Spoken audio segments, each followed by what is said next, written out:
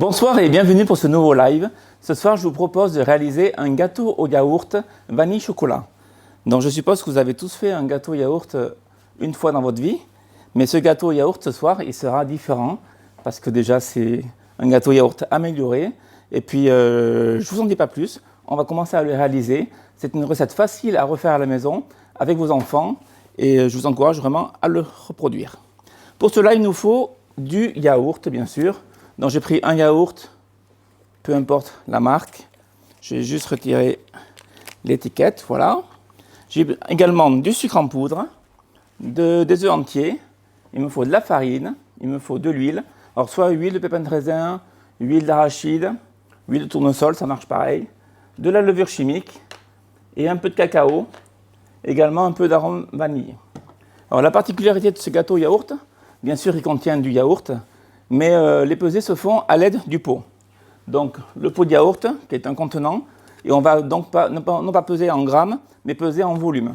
Donc on mettra un pot de ceci, deux pots de cela, trois pots de cela, voilà. Donc le principe, ça marche comme ça. On va commencer par mettre donc dans notre récipient notre yaourt. Alors peu importe la marque, peu importe, ne prenez pas un yaourt à 0% de préférence. Un yaourt fait environ 125 grammes, donc vous prenez la marque qui vous plaît. Ça pourrait être un fromage blanc éventuellement. L'important c'est qu'il soit nature. Voilà, donc ce pot, vous allez le conserver parce qu'il va vous être utile pour les peser. Donc vous allez bien le rincer sous l'eau claire, bien l'essuyer et vous obtenez un pot comme celui-ci qui est propre. Avec ce pot, vous allez peser donc pour commencer, le sucre. Vous allez prendre la valeur de 2 pots de sucre en poudre. Alors pour aller plus vite durant le direct, les pesées sont déjà faites. Voilà l'équivalent de 2 pots de yaourt de sucre que je rajoute à mon yaourt. Là, je vais bien mélanger.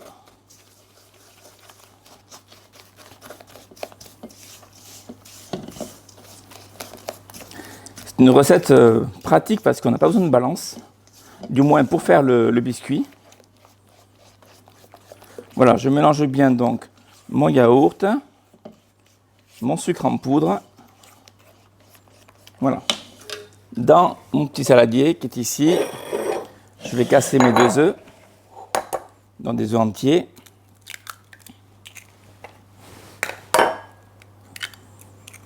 Que je vais battre légèrement en omelette avec une petite fourchette.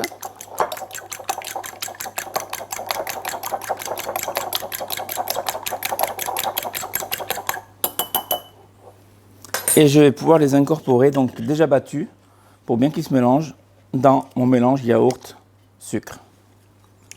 Jusque-là, il n'y a rien de compliqué. Je mélange bien. Alors, le mélange se fait à la main, avec une spatule, mais pas au batteur. Hein. Soit avec une maryse, soit avec une spatule classique, rigide. Voilà, lorsque le mélange est correct, je vais y ajouter ma farine. Alors pour la farine, il me faut 3 pots de yaourt. Donc vous reprenez votre pot de yaourt, vous repesez 3 pots de farine. Bien sûr, lorsque le pot est plein, vous arasez la surface. Ce n'est pas des pots de yaourt bombés, c'est des pots bien ras. Pareil pour le sucre tout à l'heure. Et vous les rajoutez dans votre préparation. Vous rajoutez également un pot d'huile.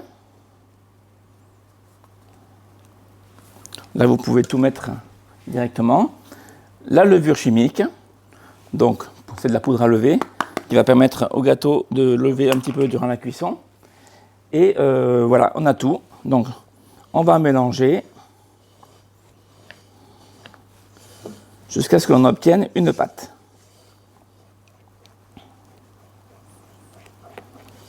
Alors là, le mélange, je le commence à la spatule. Et lorsqu'on aura quelque chose d'assez ferme, je vais le terminer au fouet pour éviter d'y laisser des grumeaux. Voilà, le fouet, je peux m'y mettre dès maintenant. Et là, je termine mon mélange au fouet. Alors, on me demande pourquoi ne pas utiliser le fouet au début. On pourrait, mais bon, c'est pour... on pourrait. Il n'y a pas de raison vraiment, vraiment valable. Je préfère le faire à la spatule. Ça, c'est une question de chacun choisit. Hein. Je ne veux pas non plus incorporer trop d'air. Le fouet va faire qu'on incorpore de l'air dans la pâte. Voilà, en faisant la spatule, on termine vraiment à la fin au fouet pour bien homogénéiser la pâte. Mais on incorpore bien sûr un peu d'air à la fin, mais sans trop. Donc, c'est pour ça que je change d'ustensile à ce moment-là.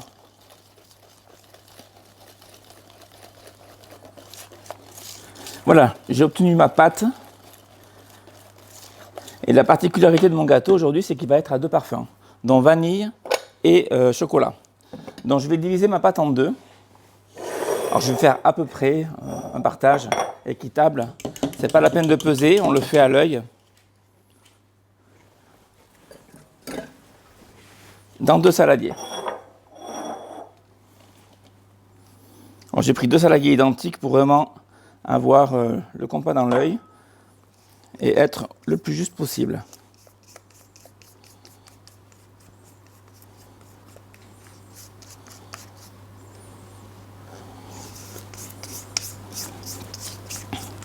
Voilà, comme ceci.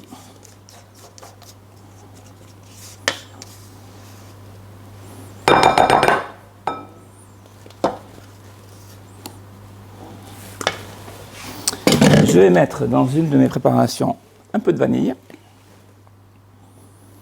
Alors ici, c'est de l'arôme de la vanille liquide, arôme vanille. La quantité dépendra du goût qu'on veut obtenir, plus ou moins 1 cuillère à café. Et dans l'autre, je vais mettre 2 cuillères à soupe de cacao en poudre.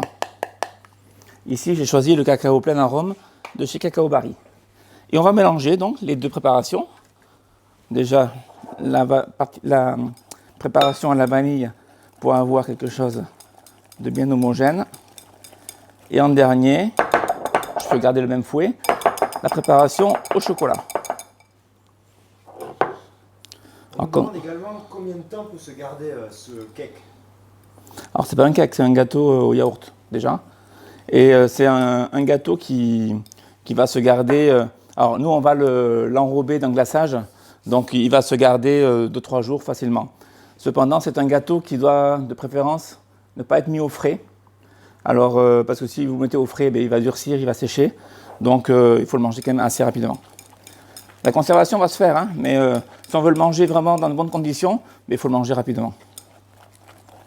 Voilà, le mélange est bien homogène. Alors là, bien sûr, il faut un fouet pour que le cacao s'incorpore bien et qu'il n'y ait pas de grumeaux.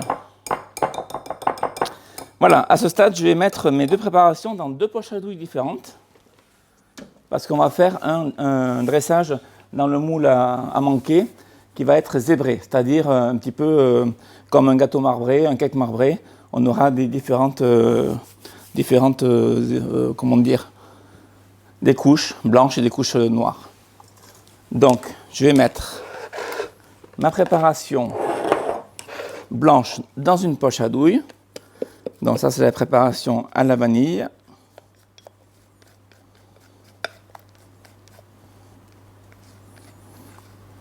Alors, on pourrait faire le montage avec une cuillère à soupe, tout simplement. Je fais à la poche à douille pour faire un travail propre, mais beaucoup plus précis. Et ma pâte au chocolat, au cacao, dans l'autre poche à douille. Voilà, cette pâte, elle peut attendre un petit peu. On n'est pas obligé de la cuire de suite. Vous pouvez la préparer, la laisser de côté un petit moment, si vous n'êtes pas prêt chez vous, comme je le fais là actuellement. Ensuite, je vais prendre un moule à manquer. Alors ici, c'est un moule à manquer qui fait environ 20 cm de diamètre, plutôt 18-20, ça marchera. Faites avec ce que vous avez à la maison. Ce n'est pas un moule qui doit faire 18 ou 20 précisément. Ça marchera entre 18 et 22 cm. Et là, j'ai une noix de beurre, donc beurre ramolli, que je vais donc venir étaler sur le fond, avec le bout des doigts, sur le fond et sur les côtés, de façon à bien le graisser. C'est important de bien graisser le moule, même si c'est un moule anti-adhérent, pour le démoulage. Et en plus de le graisser, je vais le fariner. Alors, on pourrait utiliser une bombe à graisse, si vous avez ça chez vous, mais sinon, le plus simple, c'est encore le beurre. Vous voyez, je beurre généreusement mon moule. Et là, je vais maintenant le fariner un petit peu comme on fait pour la génoise. C'est tout simplement pour avoir un démoulage parfait. Alors on a Nadine qui vous demande si ça fait une différence de battre les blancs à part. C'est pour qu'ils se mélangent mieux. Parce que quand je mets les œufs, enfin, ce n'est pas les blancs que j'ai battus, c'est les œufs entiers que j'ai battus, pour que le blanc se mélange bien au jaune.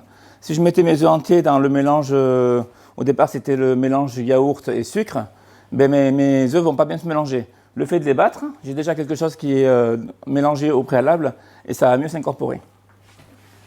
Donc, je vais mettre un peu de farine dans mon moule. Je vais juste faire bien tourner ma farine partout. Alors, j'essaie de vous montrer à la caméra comme ceci.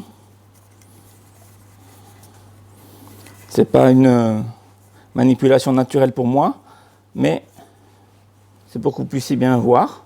Voilà, on enlève l'excédent et on vient le taper sur le plan de travail pour enlever vraiment tout l'excédent de farine.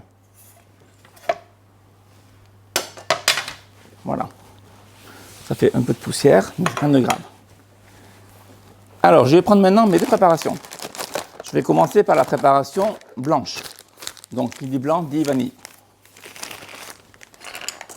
Je vais faire un petit trou au bout de ma poche, pas trop grand pour éviter que ça coule trop vite, et je vais venir déposer un petit peu de pâte au fond de mon moule. Si vous ne voulez pas le faire à la poche à douille à la maison, vous le faites à la cuillère à soupe.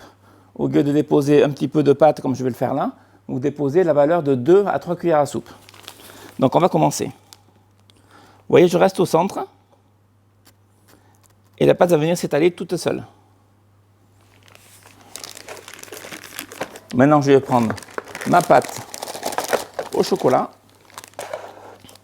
Je vais faire pareil. Un petit trou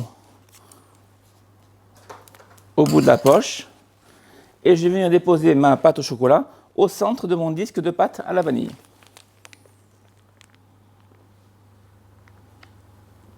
Alors, toujours à peu près la même quantité, entre 2 à 3 cuillères à soupe. Je vais reprendre ma pâte blanche et je vais continuer ainsi de suite. Alors, on ne presse pas trop fort, que la pâte s'étale en même temps. Et petit à petit, ça va faire des couches successives. Et quand on coupera le gâteau, on aura vraiment un gâteau zébré et ça sera très joli à voir. Donc je continue. On peut tourner un petit peu, mais voilà. Donc, moins on en mettra à chaque fois, plus on aura des rainures fines. Plus on en mettra à chaque fois, plus on aura des rayures larges. Ça, c'est pour le rendu final, une fois que le gâteau sera découpé.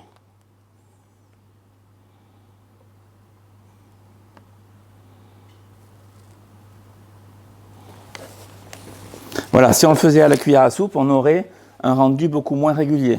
Donc c'est pour ça que je préfère travailler à la poche à douille.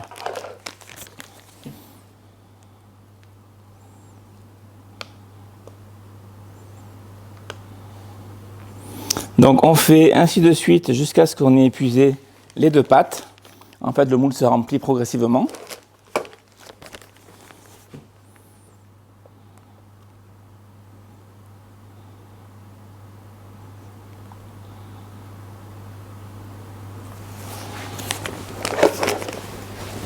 Pour les proportions, je vous les ai données, mais vous les retrouverez dès la fin du live sur le site meilleurduchef.com en tapant gâteau, yaourt, vanille, chocolat. C'est pas plus compliqué. Et vous aurez toutes les proportions.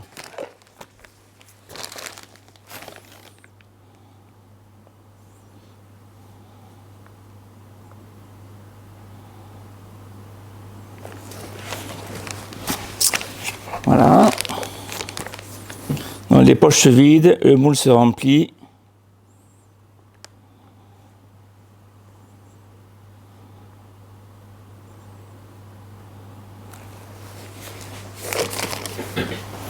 Sorel nous demande si on met la douille dans la pâte ou juste au-dessus. Juste au-dessus. Je ne plante pas ma poche à douille dans la pâte. Je ne suis pas dans la pâte, hein, je suis à 1 ou 2 cm au-dessus.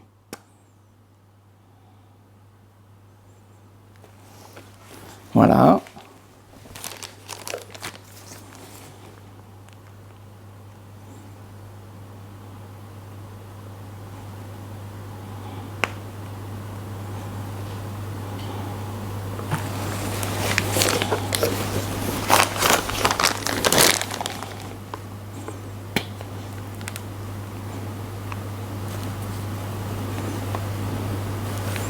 Voilà, j'ai fini ma préparation à la vanille et je vais terminer avec ma préparation au chocolat.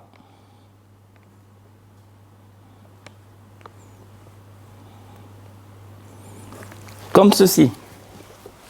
Voilà. Donc mon gâteau est prêt à être mis au four.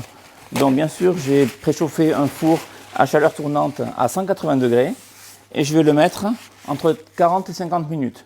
Donc le temps de cuisson varie selon les fours.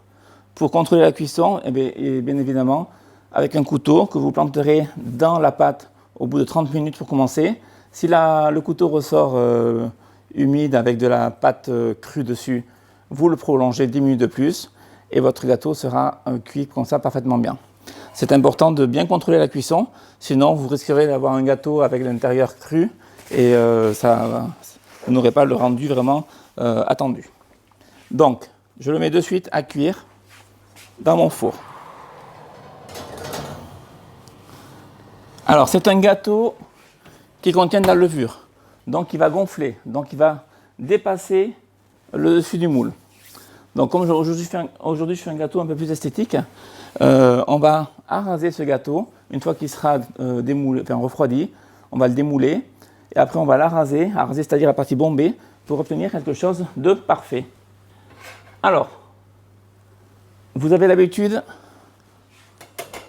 on est en live, on ne va pas attendre 40 minutes que le gâteau cuise. Donc voilà ce que j'obtiens au bout de 40 minutes à peu près. Donc ce que je vous disais quand on allait araser, c'est toute cette partie qui dépasse du moule avec un couteau-ci. Ça c'est pour avoir un gâteau, parce que le gâteau va être présenté dans l'autre sens, qui soit bien d'aplomb, qui soit bien régulier. Et donc j'enlève cette partie-là, que bien sûr vous n'allez pas jeter. Il y a toujours des gourmands autour de nous. Ici j'ai Gaëtan qui va manger les chutes. Mais à la maison, je suis sûr que vous avez des enfants ou des amis qui vont se régaler. Alors, une fois que le gâteau est froid, bien sûr, j'arase la partie supérieure. En fait, je me sers du moule. Je suis sur la partie supérieure du moule avec mon couteau-ci. Prenez un couteau-ci, c'est important pour bien couper la mie. Et surtout pour ne pas, avec un couteau à lame lisse, vous allez avoir plus de mal. Et là, je tourne gentiment. Faites attention de ne pas vous couper les doigts, bien sûr. Jusqu'à ce que le couteau passe de l'autre côté. Voilà. Je vais reprendre ma grille, oui, par exemple. Je vais enlever cette partie-là. Et là, à l'intérieur, on peut voir déjà tout notre motif zébré. Une partie chocolat, une partie vanille, etc. Donc ça, ce gâteau, je vais le retourner sur une grille.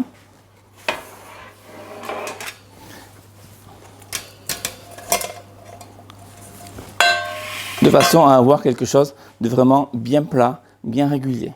À ce stade de la recette, on va mettre le gâteau dans un endroit frais, alors au frigo, juste le temps de faire le glaçage. Pas trop non plus, il faut qu'il soit froid, surtout pas tiède, et pour pouvoir continuer. Donc maintenant, nous allons passer au glaçage. Alors vous connaissez les glaçages miroirs brillants qu'on réalise, on voit ça un petit peu partout sur internet, dans les livres de pâtisserie.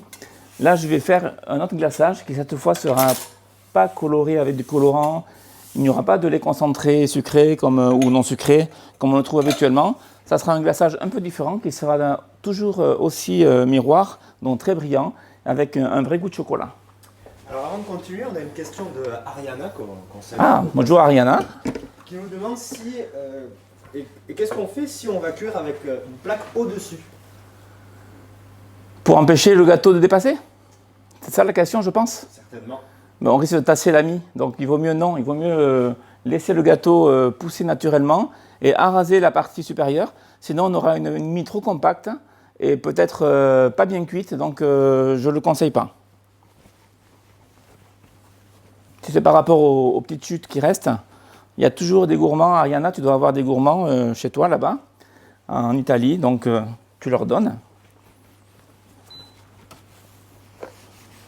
Ariana qui est blogueuse en Italie, pas très loin de Milan, je vous le précise, j'y ai fait une masterclass cet été chez elle. Donc pour mon glaçage, il va me falloir de l'eau. Je vais le mettre ici, qu'on le voie. Hop. Il va me falloir du sucre en poudre. Il va me falloir du cacao en poudre. Toujours du cacao plein arôme de chez Cacao Barry. C'est un cacao qui a un bon goût de chocolat. C'est important de mettre des matières de bonne qualité pour avoir un bon rendu. Il me faut également de la gélatine. Gélatine que je vais mettre tout de suite à hydrater. Alors hydrater, c'est-à-dire à ramollir dans de l'eau. Je pourrais utiliser la même quantité de gélatine en poudre. Dans ce cas-là, au lieu de la mettre dans l'eau, je vais mettre ça ici qu'on puisse bien le voir, au lieu de la mettre dans un récipient rempli d'eau, l'eau elle n'est pas mesurée là, c'est une quantité d'eau, peu importe, je mesurerai 6 fois le poids de gélatine en eau. Alors admettons que j'ai 10 grammes de gélatine, il me faudrait 60 grammes d'eau. Ici pour la recette, j'ai 12 grammes de gélatine. Donc ça me ferait 66 grammes d'eau. Ça, c'est dans le cas où vous utilisez de la gélatine en poudre. Pour la gélatine en feuilles, je les mets une à une dans l'eau froide. C'est important que l'eau soit bien froide et non pas tiède. Sinon, la gélatine va trop se ramollir, on ne pourra pas la récupérer. Et je la mets à tremper. Donc ça, c'est en début de recette. Voilà. Et je mets ça de côté. Donc je vous disais, il me faut de l'eau, du sucre, du cacao, ici du cacao plein arôme, de la crème fleurette. Et c'est tout. Donc je vais commencer par faire chauffer mon eau et mon sucre pour réaliser un sirop. Donc ce sirop, je vais le porter à ébullition et je vais attendre qu'il n'y ait plus du tout de sucre, que le sucre soit entièrement fondu. Lorsqu'il sera entièrement fondu, c'est qu'il sera prêt. Donc je couperai le feu à ce moment-là. Dans une seconde casserole, je vais y mettre ma crème. Donc crème fleurette, crème à 35% de matière grasse, que je ferai chauffer dès que mon sirop sera prêt.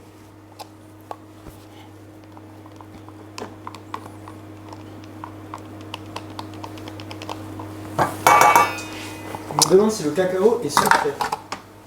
Celui-ci, bonne question, oui je crois qu'il est sucré. Eh ben non, il n'est pas sucré. On pourrait utiliser du cacao non sucré qu'on trouve en grande surface également. Je ne dirai pas le nom, mais vous savez tous duquel je parle. Voilà.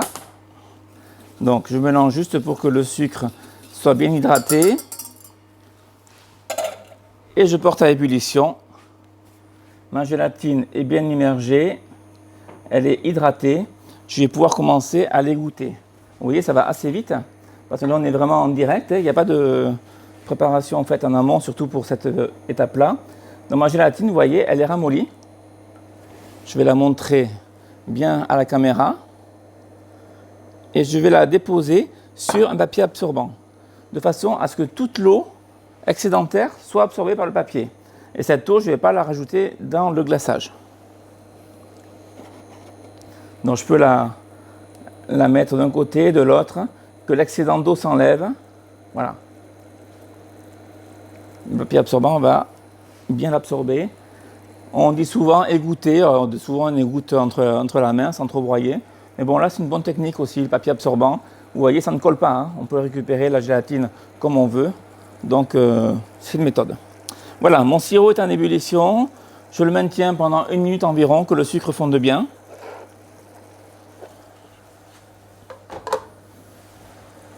Pendant ce temps, je vais prendre un saladier. Je vais y mettre mon cacao dedans. Et dès que mon sirop est prêt, alors, pour voir s'il est bien, je le sors du feu, que l'ébullition cesse. Je vérifie qu'il n'y ait pas de grains de sucre pas fondu. Donc là, ça va. Donc je vérifie bien, c'est bon.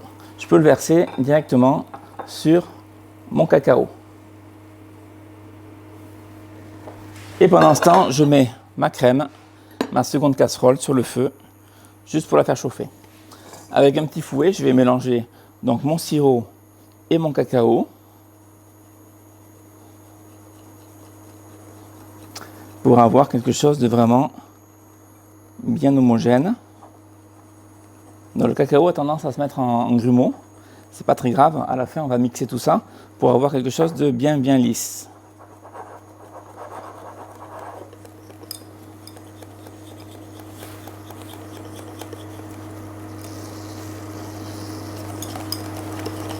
Voilà, donc ça, dans un premier temps, c'est la première étape. Seconde étape, on amène donc la crème à ébullition. Il faut vraiment atteindre l'ébullition. Et on va y incorporer notre gélatine qui, là, est bien égouttée. Donc ça forme une masse assez molle, résistante tout de même, hein, mais qui est totalement malléable. Et je vais pouvoir la rajouter dans ma crème dès que celle-ci sera entièrement chaude. Donc je laisse bien venir l'ébullition. Voilà, c'est le cas. Je la retire pour ne pas que ça déborde. C'est comme le lait, ça déborderait. Je mets ma gélatine dedans. Je reprends un petit fouet, je mélange pour bien la dissoudre. Donc elles fond instantanément en quelques secondes. Je mélange bien pour être sûr d'avoir tout bien fondu. On pourrait également la faire fondre au préalable au micro-ondes de façon à avoir une masse liquide et on la verserait directement. Ça serait, le résultat serait identique, mais au moins on serait sûr d'avoir vraiment tout incorporé. Voilà, donc ma gélatine n'est plus du tout visible, elle est fondue. Et là, je vais pouvoir rajouter donc ma crème à ma préparation chocolatée.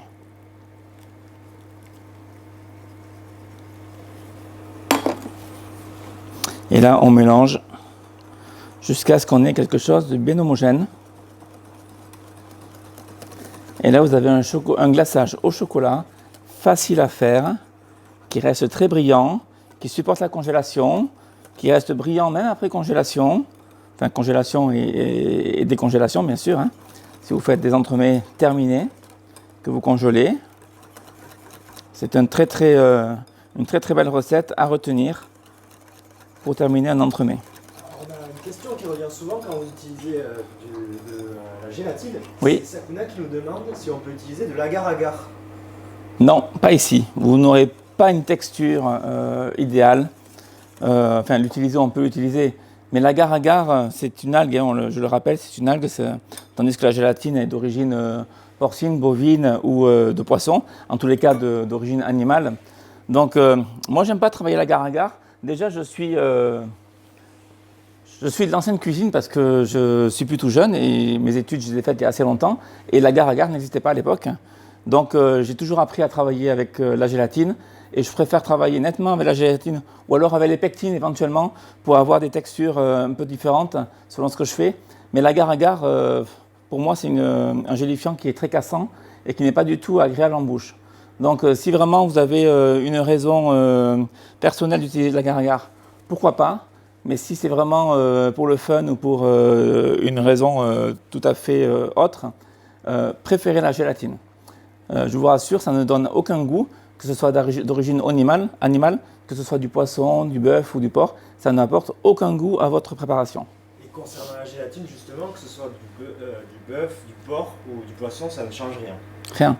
Les quantités restent les mêmes. Il faut faire attention au bloom. Alors souvent on parle de bloom. La gélatine standard, c'est du 200 bloom. Donc si vous voulez acheter de la gélatine, partez sur du 200 bloom. Quand on ne précise pas, vous partez sur ce bloom-là. Et en fait, le bloom, c'est le pouvoir gélifiant de la gélatine. Donc plus la gélatine aura un bloom élevé, plus elle sera, le côté gélifiant sera puissant. Mais pour rester dans du standard, c'est du 200 bloom. Et quel que soit poisson, bœuf ou porc, vous gardez le même grammage. Si je vous dis 10 grammes dans la recette, ici c'est 12 grammes, vous gardez 12 grammes, quelle que soit l'origine de la gélatine. Donc voilà, je vais prendre un petit mixeur plongeant et je vais mixer mon glaçage pour être sûr que ma gélatine soit bien fondue, que mon cacao soit bien fondu également, bien mélangé et qu'il n'y ait pas de grumeaux.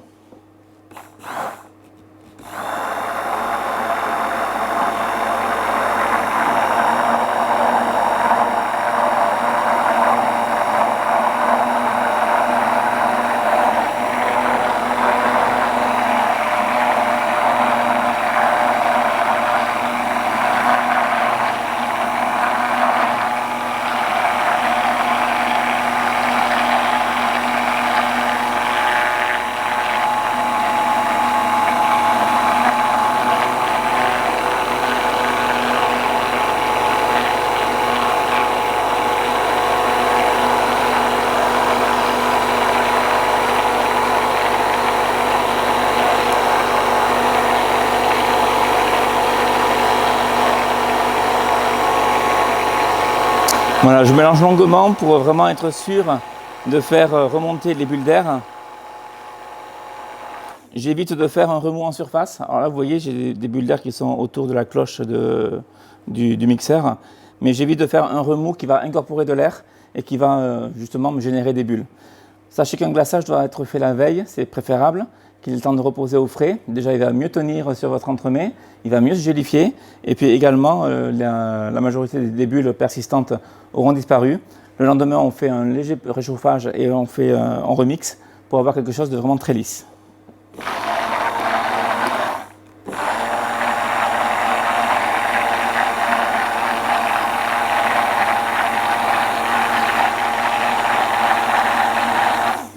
Voilà, donc on va arrêter là pour aujourd'hui, pour l'instant. Alors chef, je vous coupe parce que Oui. les questions affluent. Oui, Vraiment. je te vois rigoler un petit peu. Donc, Je t'écoute. D'abord, on a Nicolas qui nous demande si on peut utiliser de la gelée végétale pour cette recette à la place du gélifiant.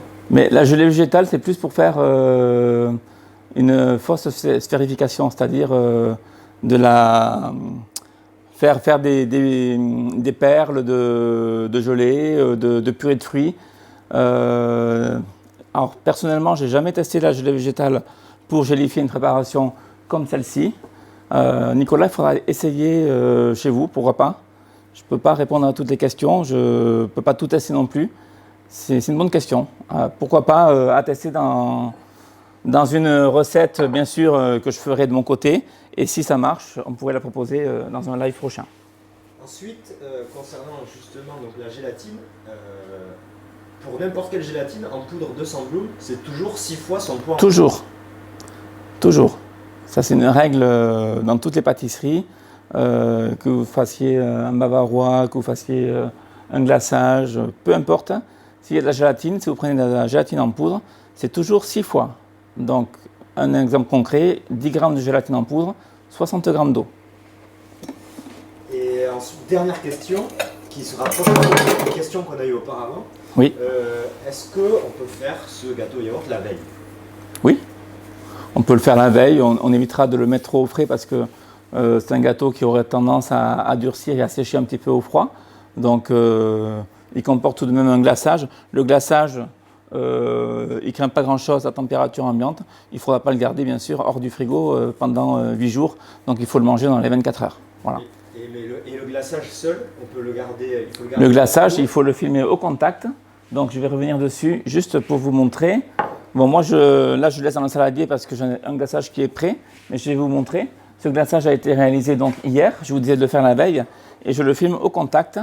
Donc on peut le voir ici, le papier film est encore présent, vraiment au contact, de façon à ce qu'il n'y ait pas d'air entre le film protecteur et le produit. Voilà. Et là, ici, dans l'état où il est gélifié, étant donné qu'il a été fait la veille.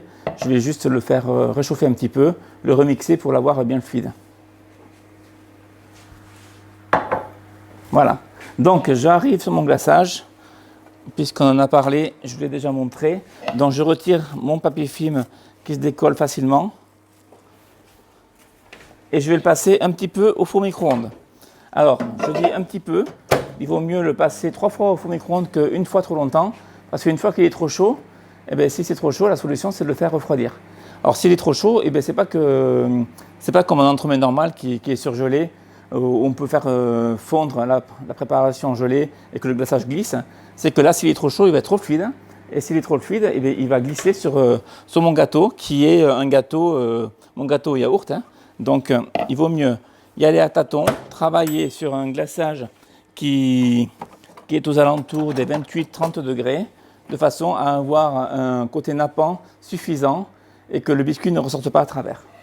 Donc là, on peut voir peut-être à la caméra, j'ai encore mon intérieur qui est tout gélifié. Mais par contre, j'ai l'extérieur qui est bien fondu. Peut-être ici, on voit mieux. Voilà, qui est bien fondu. Donc, le fait de mixer tout ça, eh bien, je vais homogénéiser la préparation et avoir quelque chose de beaucoup plus lisse. Voilà, j'introduis la cloche de mon mixeur en biais, de façon à ce qu'il n'y ait pas une poche d'air qui se forme dessous. Et là, je commence à mixer pour avoir quelque chose de bien régulier, de bien lisse, bien homogène. Voilà, ma cloche reste immergée, je ne la fais pas ressortir, sinon je vais incorporer de l'air. Et là, on peut voir que mon glaçage est bien lisse, parce qu'il n'y a pas de bulle en surface. La préparation ne fait pas remonter de bulles. Alors ça, c'est le fait de l'avoir bien laissé reposer au frais toute une nuit. Voilà. Donc là, je suis à 28,5 degrés. Ça oscille entre 28 et 29 degrés. Donc ça va être très bien pour pouvoir l'utiliser. Alors le micro-ondes, vous voyez, je l'ai utilisé 10 secondes, même pas.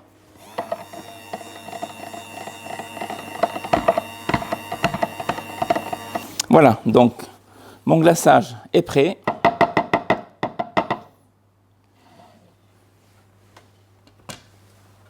Le gâteau est dans le four, ça cuit correctement. On s'en resservira pas, mais bon, c'était juste pour vérifier. Et je vais récupérer donc mon gâteau yaourt qui est bien froid, je le précise. On vérifie. J'ai juste enlevé ces quelques miettes sur mon plateau. Voilà. Donc, je remets mon gâteau sur alors mon gâteau est sur la grille. La grille, je la pose sur une plaque de façon à pouvoir récupérer l'excédent de glaçage et pouvoir le réutiliser. Parce que bien sûr, le glaçage, il n'est pas perdu. Et là, je vais le verser donc sur mon entremets. Je vais le verser par le centre et en tournant légèrement en allant sur les bords de façon à ce qu'il s'écoule sur tous les côtés.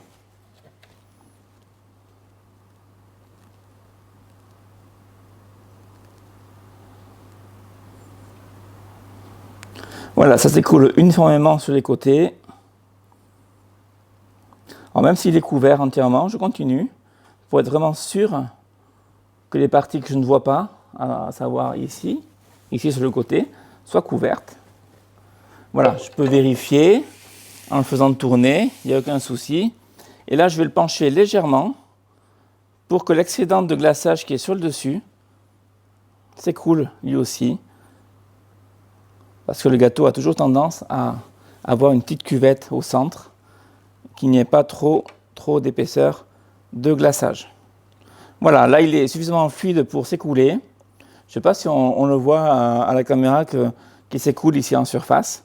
Donc il s'écoule par ici. Alors on ne le penche pas trop bien sûr pour pas qu'il glisse. Hein. Voilà. Voilà, à ce stade, je vais le mettre au frigo, juste le temps que le glaçage gélifie. Gaëtan, tu vas aller me chercher le gâteau qui est déjà prêt. Donc il y a le glaçage gélifié. Et on va pouvoir faire la phase finale, donc la décoration.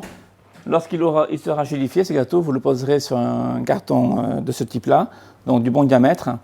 Carton or, une face noire, une face dorée, vous choisissez. Et vous le faites ainsi adhérer. Pour améliorer l'adhérence, vous pouvez y mettre la valeur d'une cuillère à soupe de glaçage. Vous posez le gâteau dessus. Attendez, on va le faire de suite. Comme ça, on le montre. Donc, j'ai mis du glaçage sur le carton de façon à ce que le gâteau adhère parfaitement bien. Alors, ce glaçage va aussi se gélifier en refroidissant et le gâteau va bien adhérer.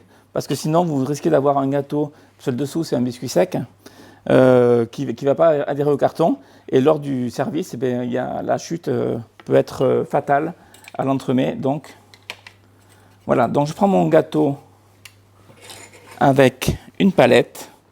Je vais m'aider avec une autre petite palette pour bien passer la spatule. Est-ce qu'on voit bien, Gaëtan? Je suis bien dans le champ, d'accord. Pour bien passer ma spatule dessous. Voilà. Je vais le faire tournoyer sur ma grille pour casser les filaments du glaçage et je vais venir le déposer donc sur mon carton à gâteau. Et là, il va adhérer donc sur la partie glaçage que j'ai mis sur le carton. Ainsi, je peux le déposer au frigo juste le temps que le glaçage se gélifie. Voilà. En ce qui me concerne, je vais le garder de côté ici. Alors avant de continuer, on a encore des questions oui. qui arrivent. D'abord, on a Saïda qui nous demande si on peut conserver le glaçage au congélateur. Oui, ça marchera. Et combien de temps? Mais dans ce cas-là, vous ne le recongelez pas après. Un produit congelé ne doit pas être dégelé et recongelé. Donc, vous pouvez vous en servir pour glacer un entremets, mais cet entremets ne repart pas au congélateur.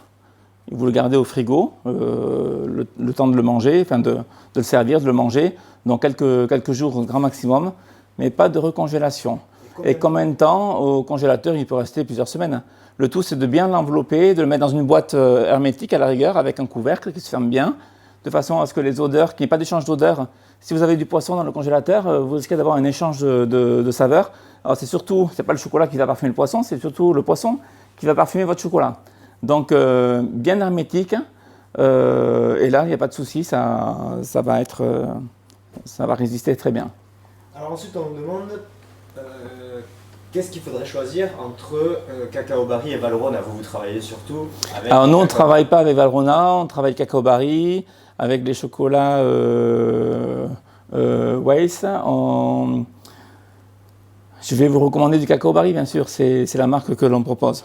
Mais voilà, c'est deux concurrents, les deux sont équivalents, donc à vous de choisir, hein. Je n'ai pas à vous dire quoi faire, hein. C'est vous qui décidez. Mais vous avez l'habitude de travailler au Cacao Barry? Oui, ça fait des années qu'on est partenaire de Cacao Barry, donc on travaille avec Cacao Barry. Et enfin, on a Eric qui nous demande si sur le rendu final du glaçage, on verra une différence entre ce glaçage et celui que vous faites habituellement. Celui qu'on fait avec les concentrés, il veut dire, je pense? Je présume. Mais le glaçage au lait concentré, c'est plus un glaçage si on veut obtenir un glaçage rouge, bleu, jaune, vert. Ici, j'ai un glaçage chocolat, donc avec un bon goût de chocolat. Voilà, je préfère. On pourrait faire un glaçage, oui, au lieu de mettre des pistoles de chocolat blanc dans le glaçage qu'on colore généralement, mettre des pistoles de chocolat noir. Ça, on obtient également un glaçage qui sera bon, qui sera peut-être beaucoup plus gélifié en prenant l'autre recette. Celle-ci a un bon goût de chocolat, il y a de la crème dedans. Il faudrait vraiment tester les deux pour comparer. Mais quand je dis tester, il faut les faire les deux en même temps et les goûter en même temps, c'est-à-dire les goûter l'une après l'autre, pour vraiment bien savoir. Moi, quand je fais des tests comparatifs, j'aime bien avoir les deux produits en face de moi et les goûter ensemble. Et non pas goûter un produit un jour et 15 jours après goûter l'autre. Et là, pour me faire une idée, c'est assez difficile.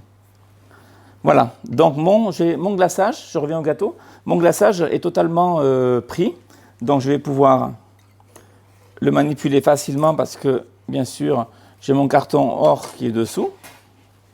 Et là, je vais venir déposer sur le pourtour du gruyère de cacao. Alors, le gruyère de cacao, on le propose ici.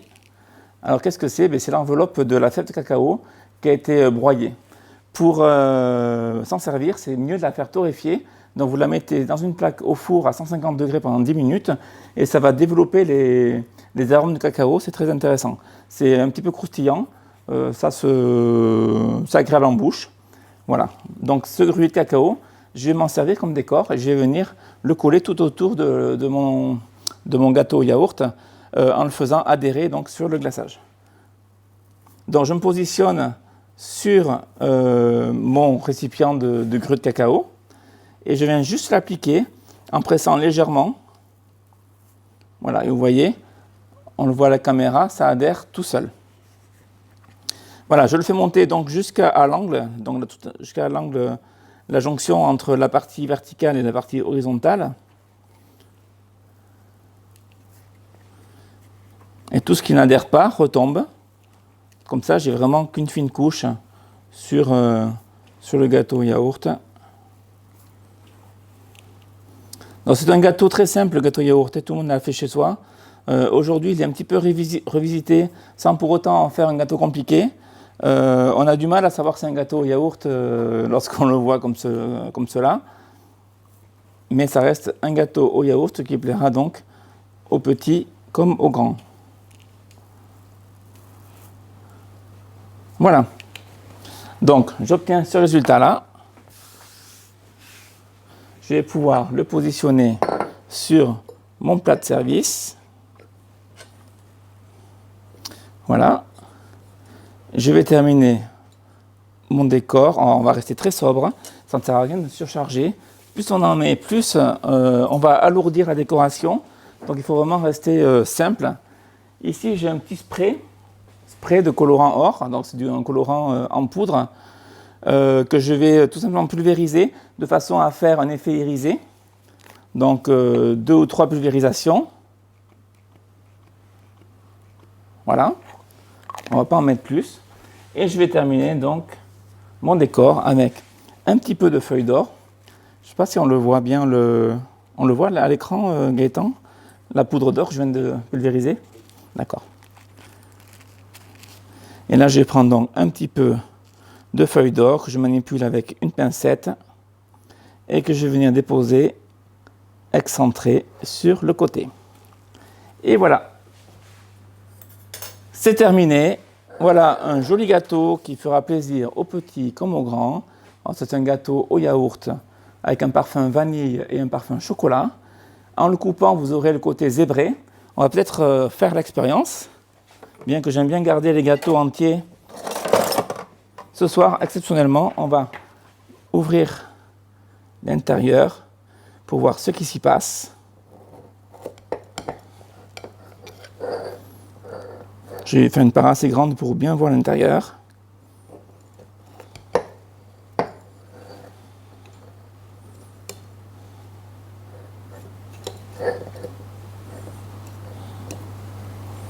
Et voir le côté zébré qu'on peut découvrir ici. Voilà. Là, on le voit bien.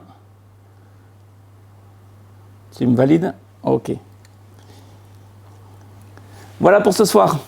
J'espère que cette recette vous aura plu. Vous voyez, c'est facile à faire, facile à réaliser, facile même à refaire dès demain chez vous. Vous avez la recette qui est disponible dès maintenant sur meilleurduchef.com. Vous tapez dans le moteur de recherche gâteau au yaourt vanille chocolat et vous aurez tous les détails. Je vous donne rendez-vous la semaine prochaine, donc mercredi prochain, même heure, 18h45, pour une recette d'éclairs vanille. Oui, pardon, vanille pécan. Je vous souhaite une bonne soirée et je vous dis à très vite.